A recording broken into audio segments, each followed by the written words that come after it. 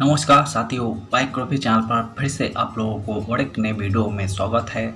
आशा करते हैं कि आप लोग अपने जीवन में खुश होंगे, मस्त होंगे और मज़े में भी होंगे। जैसे कि आप लोग जानते हैं, हमारे चैनल पर हम बॉलीवुड से जुड़ी हुई बैकग्राउंड किस्से कहानियों को आपके सामने लाते रहते हैं। सो आज भी हमने और एक नए किस्से से आप लोगों को रूबरू करवाने वाले हैं। आपसे गुजारिश है, अगले 11 मिनट तक हमें ना चाहते हुए भी बर्दाश्त करते हुए बॉलीवुड की बैकग्राउंड से जुड़ी हुई इस किस्से को आप जरूर एंजॉय करेंगे। तो चलिए कहानियों पे चलते हैं, शुरू करते हैं और एक नई किस्से। सन 60 में 100 रुपये में बिकी मुगल आजम की टिकट। पहले दिन ही महीने भर को हाउसफुल हुआ मराठा मंदिर। अनारकली की इस कहानी ने निर्माता सिराज अली हकीम पर इतना असर किया कि उन्होंने इसके लिए के आसिफ को साथ लिया और इस पर नए सिरे से फिल्म बनाने का फैसला किया। इस फिल्मों का नाम रखा गया मुगल आजम। इटावा के करीमुद्दीन आसिफ, सीतापुर के मिर्जा वजाहत हुसैन चंगेजी और अमरोहा के सैयद अमीर हैदर कमाल नकवी। नाम पढ़ के कुछ याद आया क्या? चलिए इनके नाम फिर से लिखते हैं। के आसिफ, वजाहत, मिर्जा और कमाल अमरोही। इन तीनों के नाम हर बार लोगों को तब जरूर याद आते हैं जब बात होती है हिंदी सिनेमा की सबसे नायाब फिल्म मुगल आजम की। के आसिफ की वर्षों की मेहनत से साकार हुई ये फिल्म बंटवारे से पहले बननी शुरू हुई। इसके प्रोड्यूसर बदले, इसकी पूरी कास्ट बदली, लेकिन ना बदली तो के आसिफ की जीत। और ये इसके बावजूद की फिल्मों की कहानी लीक होने के बाद तकरीबन इसी कहानी पर एक फिल्म बनकर रिलीज हुई और सुपरहिट भी हो गई। सन 60 में बिकी 100 रुपये की टिकट। जिस जमाने में ₹5.5 का $1 हुआ करता था, उस जमाने में सिनेमा की टिकट रुपये या ₹1.5 की हुआ करती थी। लेकिन मुगल आजम की टिकट सिर्फ टिकट नहीं, यादों का पूरा गुलदस्ता होता था। इसमें फिल्मों की एक टिकट होती, फिल्मों के फोटोग्राफ्स होते, फिल्मों के गानों की बुकलेट होती और होती दूसरी कोई यादगार चीज़ें। और कीमत पूरे 100 रुपये। जी हाँ, सुनकर आप चौंक सकते हैं कि भला सन 60 में 100 रुपये की सिनेमा टिकट किसने खरीदी होगी। तो जनाब जान लीजिए कि फिल्म की एडवांस बुकिंग जिस दिन खुली उस दिन आसपास के शहरों के लोग भी बम्बई पहुंच गए थे, मराठा मंदिर के सामने फिल्म की टिकट के लिए लाइन लगाने। हाथियों पर लाया गया था फिल्मों का प्रिंट। बवाल हो गया था मुंबई में मुगल आजम का सिनेमाघरों में रिलीज होना। किसी फिल्मों का एक साथ देश के 150 सिनेमाघरों में रिलीज होना उस वक्त का रिकॉर्ड था। मराठा मंदिर इस फिल्मों के लिए ही रंग रोगन करके फिर से चमकाया गया था। प्रीमियर पर प्रिंट हाथियों पर लदकर लाया। सिनेमा के बाहर भव्य सेट सा बनाया गया। फिल्मों के पोस्टर एक जैसे ही रंगे जाए, इसके लिए एक के आसिफ ने उन दिनों की एक मशहूर पेंट कंपनी का पूरा स्टॉक खरीद लिया था। पहले दिन ही बिक गए महीने भर के टिकट। इधर मराठा मंदिर में एक शो में 1000 लोगों से कुछ ही ऊपर लोगों के बैठने की जगह थी और बाहर टिकट खरीदने वालों इकट्ठे हो गए थे, कोई 1 लाख। थिएटर वालों को पुलिस बुलानी पड़ी, लेकिन लोग भागे नहीं, वही डटे रहे। दिन में 400 में 4000, हफ्ते के 28,000 के हिसाब से 4 हफ्तों के टिकट बिके। और उसके बाद अगले 1 महीने तक थिएटर पर बुकिंग भी बंद रही। मुगल आजम की रिलीज के समय यह भी भारत में हो चुका है कि लोग 3-4 दिन तक लाइन में लगे रहे। घर से खाना बना कर आता, रिलीवर फ्रेश होने के लिए रिलीव करता और लोग फिर आकर लाइन में लग जाए। एक साथ 3 भाषाओं में हुई शूटिंग। फिल्म मुगल आजम हिंदी सिनेमा के लिए एक फिल्म नहीं बल्कि कहानी है। हिंदुस्तानी, हिंदू व उर्दू के अलावा अंग्रेजी और तमिल में भी फिल्मों की शूटिंग होनी तय हुई थी। हर सीन 3 बार शूट होता, लेकिन जिसका डर था बेदर्दी वही बात हो गई। अकबर के नाम से रिलीज फिल्मों का तमिल संस्करण फ्लॉप रहा और के आसिफ ने इसके बाद उन सारे अंग्रेज एक्ट्रेसेस को वापस भेज दिया जिन्हें उन्होंने मुंबई बुलाया था इस फिल्मों की डबिंग करने के लिए। के आसिफ ने फिल्म पर दिल खोलकर पैसा पाया, लेकिन फिल्मों में काम करने वाले कुछ लोग ऐसे भी थे जिन्हें पैसा काटता था, जैसे कि संगीतकार नौशाद। ऐसे राजी हुए बड़े गुलाम अली खां। हुआ यूं कि फिल्म के लिए बड़े गुलाम अली खां को राजी करने के लिए पैसों की चमक ही काम आई थी। जिस जमाने में लता मंगेशकर और मोहम्मद रफ़ी जैसे काबिल सिंगर एक गाने का 400-500 रुपया लिया करते थे, बड़े गुलाम अली खान ने के आसिफ को भगाने के लिए एक गाने के 25,000 रुपये मांग लिए थे। के आसिफ तक एक ब्रीफकेस लेकर चलते थे, नोटों से भरा हुआ। उन्होंने वही ब्रीफकेस खोला और 25,000 रुपये बड़े गुलाम अली खान को थमा दिए। 2 गाने तय हुए। 50% एडवांस थमा कर के आसिफ वहाँ से आ गए। बड़े गुलाम अली खान फिल्मों में गाने को तौहीन समझते थे। लेकिन पैसा देख वही आप कैसे मना करते।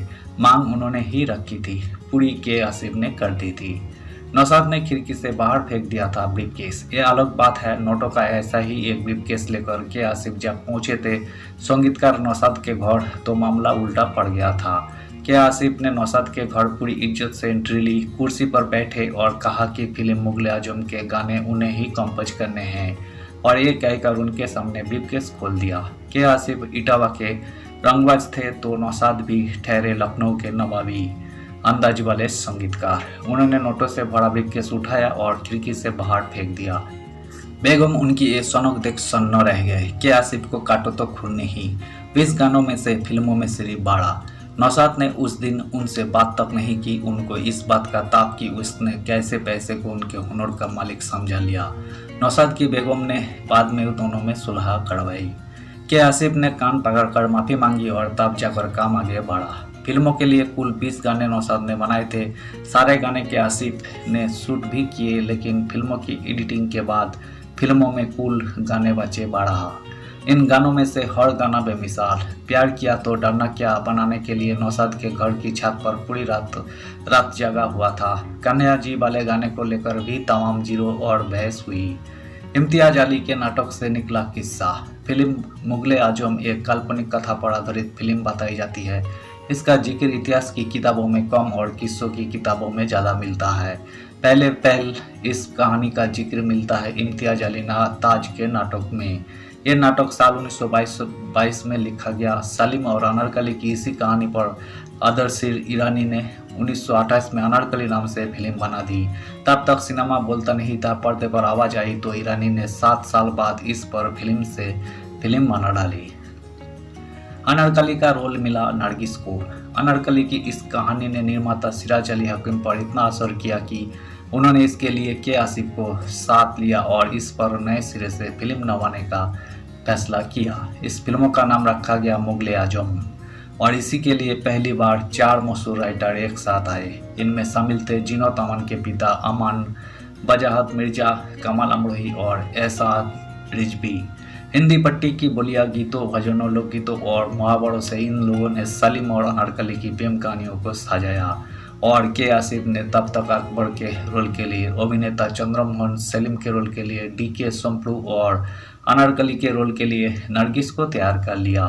फिल्म मुगले आजम की पहली शूटिंग बॉम्बे टॉकीज स्टूडियो में 1946 में यानी आज़ादी के कुछ ही महीनों पहले शुरू हुई।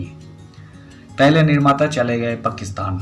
शूटिंग शुरू हुए कुछ ही महीने हुए थे कि बंटवारा का ऐलान हो गया। सिराज अली जो फिल्मों में अब तक पैसा लगा रहे थे वही पाकिस्तान चले गए। के आसिफ को समझ नहीं आ रहा था कि क्या करे तो क्या करे। इस बीच चंद्रमोहन को भी दिल का दौरा पड़ा और 1949 में वही गुजर गए। सिराज ने एक बार यूं ही के आसिफ से जिक्र किया था कि मुंबई में कभी अगर पैसे की तंगी हुई इस फिल्मों के लिए तो दोनों मिलकर मुंबई की तमाम जमीन पर मालिकाना हक रखने वाले बिल्डर सपूरजी पल्लन जी से मिलकर पैसे की दरखास्त करेंगे। के आसिफ उन्हीं के पास जा पहुंचे। पल्लन जी को फिल्म प्रोडक्शन के बारे में तो कुछ नहीं पता था, लेकिन अकबर के चलाए धर्मदीन इलाही के वे बहुत बड़े फैन थे। वही अकबर के नाम पर उन्होंने इस फिल्मों के लिए अपनी तिजोरी खोल दी। कमाल अमरोही को के आसिफ की पड़ी डांट। ये उन दिनों की बात है जब किसी को किसी का कुछ पता नहीं होता था। शहर के एक तरफ से दूसरी तरफ तक लोग सफ़र करने से कतराते थे। कमाल अमरोही भी इसी झांसाबाद में किनारे हो गए। के आसिफ से उनका रास्ता ना रहा तो उन्होंने सोचा कि फिल्म बंद हो गई है। उन्होंने अनारकली नाम से एक फिल्म शुरू कर डाली। ये बात के आसिफ को पता चली तो वे जा धमके कमाल अमरोही के घर। अपने घर के आसिफ को देखकर कमाल हक्के वक्के के आसिफ ने उनको तगड़ी डांट लगाई। कमाल अमरोही को बात समझ में आ गई। उन्होंने उस्ताद से माफ़ी मांगी और अपनी फिल्म बंद कर दी। लेकिन जो फिल्म बंद नहीं हुई वही थी नंदलाल जसवंत लाल की अनारकली। प्रदीप कुमार और बीना रॉय को लेकर बनी ये फिल्म 1953 में रिलीज हुई और सुपरहिट रही। लेकिन के आसिफ ने ये फिल्म देखने के बाद भी यही तय किया कि उनकी फिल्म बंद नहीं होगी। दिलीप कुमार प्रीमियर से रहे गैर हाजिर। मुगले आजम का जब मुंबई में मराठा मंदिर में प्रीमियर हुआ तो दिलीप कुमार उस प्रीमियर में नहीं गए थे। वजह था उनका गुस्सा, जो इस बात पर था कि के आसिफ ने उनकी बहन से बिना उनकी रजामंदी के शादी कर ली। दिलीप कुमार को गुस्सा इस बात पर थी कि उनकी बहन अख्तर ने भी कभी इसके बारे में उन्हें नहीं बताया कि आसिफ ने इस निकाहों के बाद 2 शादियां और की, एक मशहूर नृत्यांगना सितारा देवी से और तीसरी मशहूर अभिनेत्री निगार सुल्ताना से, जिन्होंने फिल्म मुगले आजम में बहार का किरदार किया। वही बहार जो सलीम पर मरती है और एक दिन हिंदुस्तान की मल्लिका बनने का ख्वाब देखती है, लेकिन जब सलीम को अनारकली पर फिदा देखती है तो जाकर जिलेल्लाही से इसकी शिकायत कर देती है। रंगीन फिल्मों के प्रीमियर पर पहुंचे दिलीप कुमार, लेकिन ऊपर वाले के रंग देखिए कि जब इसी मुगले आजम को शकूर जी पल्लन जी की कंपनी ने रंग रोगन के साथ 12 नवंबर 2004 को दोबारा रिलीज किया तो उस प्रीमियर के चीफ गेस्ट बने दिलीप कुमार। धन्यवाद साथियों, आज की इस वीडियो में हमने मुगले आजम फिल्मों से जुड़ी हुई किस्से को आज हमने आपके सामने रखने की कोशिश की है। उम्मीद है दोस्तों वीडियो आपको जरूर पसंद आई होगी। वीडियो पसंद आए तो लाइक कर दीजिएगा, चैनल पर नए आए हैं तो प्लीज़ एक सब्सक्राइब कर दीजिएगा। मिलते हैं नेक्स्ट वीडियो पे, धन्यवाद।